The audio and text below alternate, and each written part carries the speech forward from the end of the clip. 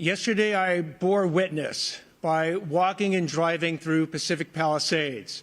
I ended up at my sister's house, a house where she and her husband had raised 4 boys, celebrated birthdays, barbecues, and whatnot, and that house has been burned to the ground. And not just her house, but all her neighbors. Up and down each one of the blocks I traveled, those houses no longer exist. They are now basically rubble. And I haven't seen something like that, and I've lived here almost over 60 years. In the entire time I've been here, it looked apocalyptic. Not since the 1990s, when Los Angeles was hit with the fires, the flood, the earthquake, and the riots, have I seen such disaster occur here in our city. But like back then, Los Angeles has true grit. It has resilience. And it will rebuild, and it will rebuild better than ever. But along the way, there might be people out there who want to take advantage of the people who are suffering these tragic losses.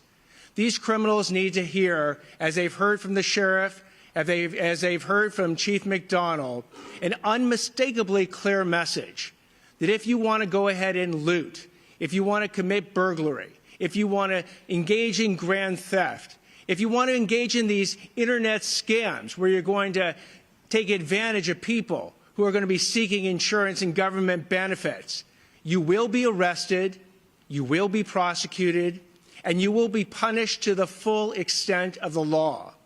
And the reason I want to send this warning now is I don't want any mistake later that somehow they thought, oh, it's not a big deal. It's a huge deal. These acts are despicable, and we will prosecute them with maximal punishment. So I want to make sure that message is received loud and clear, because the first responders in this situation have been simply heroic. As I was in Pacific Palisades, I not only saw fire departments from LA County and LA City, I saw Rialto, Poway, Redding, fire engines from across this entire state that have come to our rescue. And thank you. Thank you to all the first responders. When it comes to law enforcement, it's an all-hands-on-deck operation with law enforcement and the DA's office. Again, detectives are putting on uniforms and getting out there on the streets to protect us. We owe them a huge thank you.